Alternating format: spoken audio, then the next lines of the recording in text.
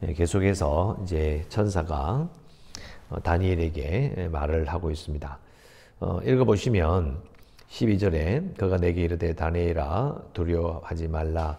네가 깨달으려 하여 내 하나님 앞에 스스로 겸비하게 하기로 결심하던 첫날부터 내 말이 응답받았으므로 내가 너의 말로 말미암아 왔느니라. 다니엘이 3주간 기도를 했죠. 기도를 했고 자기가 본 환상의 의미를 알기 위하여 하나님께 구했습니다. 그 기도하자마자 하나님께서 바로 12절에 나오는 것처럼 보낸 거예요. 내 말로 말미암아 왔다. 보냈는데 문제는 13절에 나오는 것처럼 그런데 바사 왕국의 군주가 21일 동안 나를 막았다. 21일이 며칠입니까? 세일이죠. 3주 동안 기도했는데도 중간에 기도가 빨리 응답이 안 된 이유가 뭐냐? 막은 자가 있다는 거죠. 자, 그런데 이 바사 왕국의 군주는 누굴까요? 잘 보세요. 바사 왕국의 군주가 나오고요. 또 그 다음 뭐가 나옵니까? 바사 왕국의 왕들과 함께 왕들이 또 따로 있어.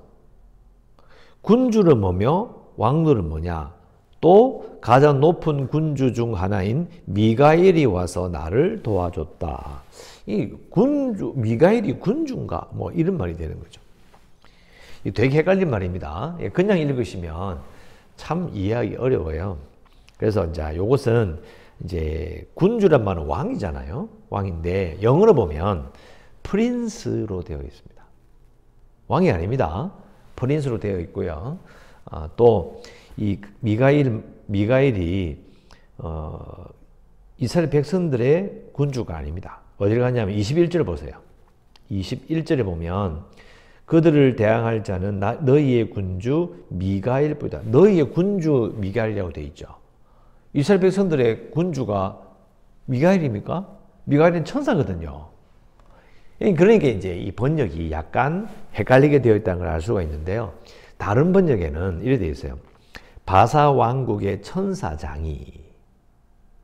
그러니까 이 얘기, 자, 절 보세요. 이래요. 그 지역에 담당하는 천사장이 있는 거예요. 천사가. 그러니까 이건 사람 왕이 아니고 지상에 왕이 있어. 그런데 그 지역을 담당하는 천사가 있는 거예요. 그러니까 바사 왕국의 왕들의 말 왜 나오냐면 바사, 즉 페르시아 왕 그 제국이 여러 나라들로 되어 있거든요. 그걸 다 통합한 거니까 그 여러 나라들마다 담당하고 있는 천사장이 있었던 거예요. 모여 있는 거예요. 그리고 그 가운데에 이스라엘 백성들을 담당하고 있는 미가엘 천사가 간 거예요. 그러면 왜 21일 동안 이 천사 가브리엘을 막았을까? 이유가 뭘까요? 이유가 있을 거 아니에요. 자, 이유는 이렇게 볼 수 있는 거죠. 하나님께서 천사장을 보내서 각 지역을 다스리게 하시지만 지금 다니엘 앞에서부터 계속 나오는 환상이 뭐예요? 바벨론 다음에 페르시아가 오고 페르시아 다음에 헬라가 오고 헬라 다음에 로마가 계속 오잖아요. 이런 흐름에 대해서 아마 이 바사 왕국에 있는 한 천사장이 이의를 제기한 거예요. 그것에 대해서 의견 충돌이 있었다고 그렇게 볼 수 있는 겁니다. 근데 이게서 뭐 전쟁을 했다, 어떤 문제를 일으켰다, 그런 건 없지만, 지상의 세계 말고 천상의 세계에서 이 천사들끼리, 자기들끼리 의견 충돌이 있어서, 그래서 그걸 막은 거예요. 하지만 결국은 하나님의 뜻대로 어떻게 했습니까? 알려주러 온 거죠. 하나님께서 이렇게 하기로 하셨다. 자, 그런데 읽어보시면, 자, 계속 강조하잖아요. 다니엘서에 나오는 모든 환상은요, 큰 그림을 봐야 된다고요. 이 나라가 이렇게 막 내 저구에 왔다 갔다. 그런데 이 앞에 작은 부분을 가지고 이 바사 왕국의 군주가 누굴까? 이건 또 언제일까? 또 뒤에 보면 또 다른 말이 막 나오거든요. 그걸 정확하게 맞추는 건 아무런 의미가 없습니다.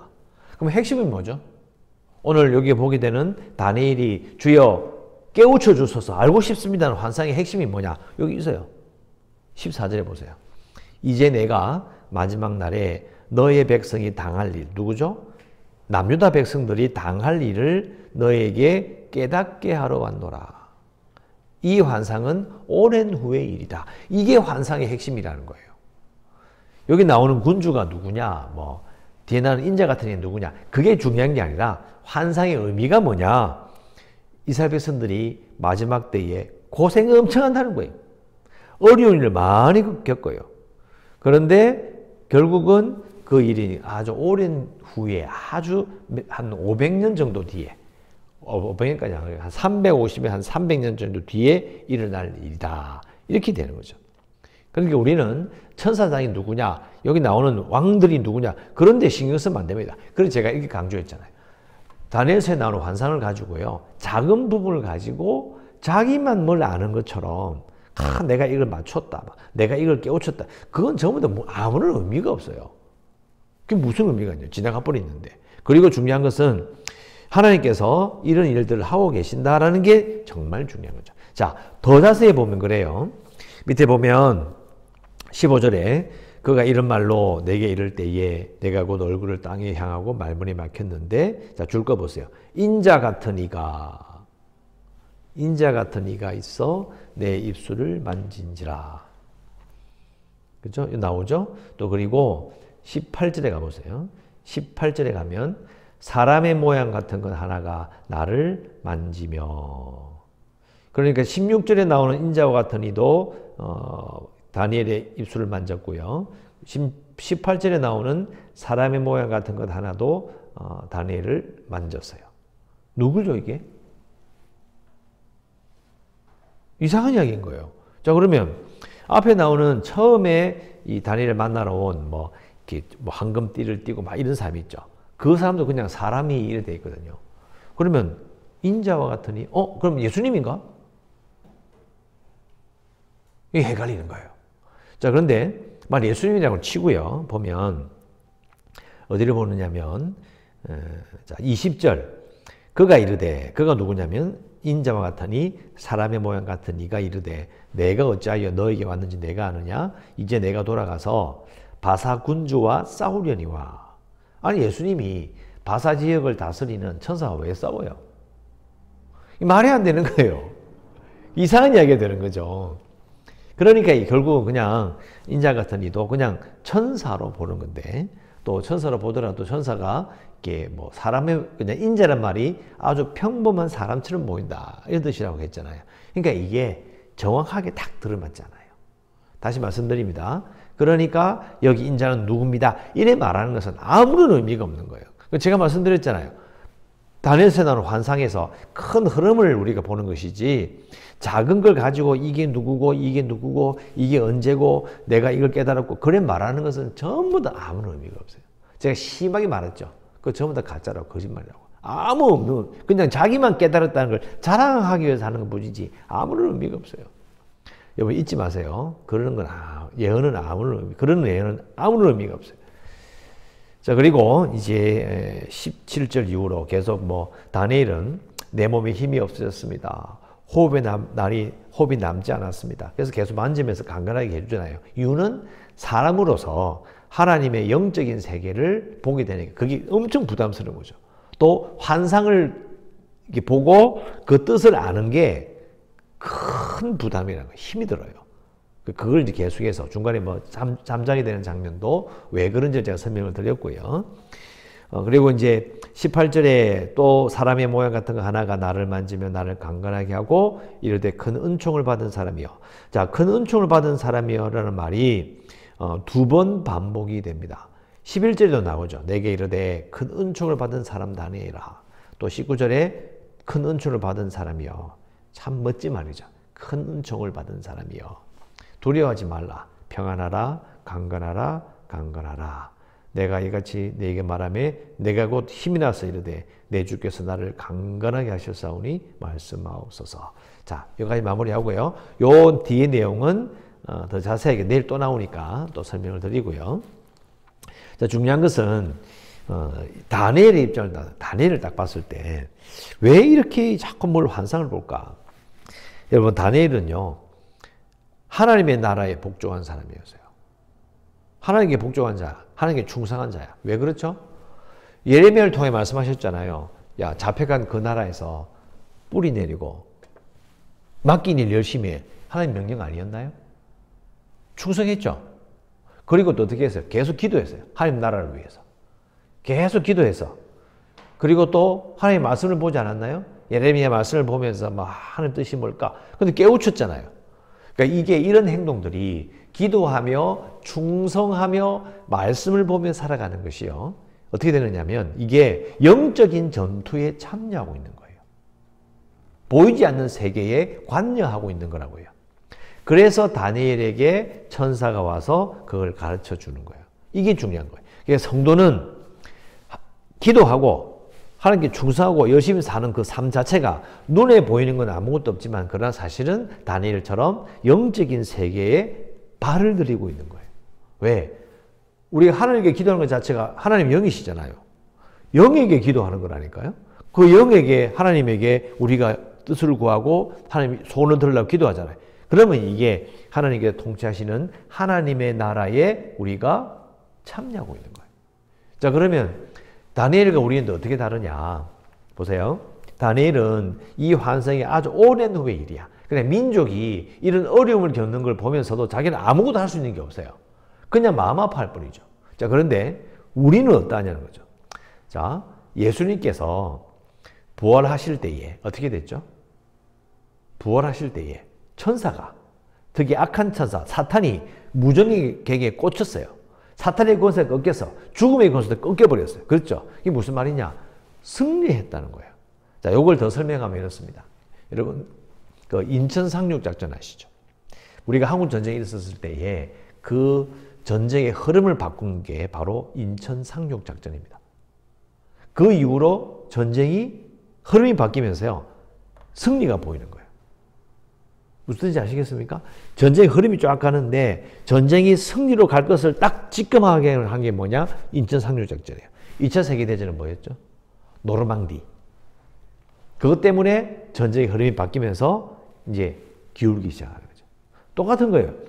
이 세상이 영적인 세계에서 문제가 있고 또 세상의 것들이 하나님을 대적하는 것처럼 보이지만 그 흐름이 바뀐 게 뭐냐?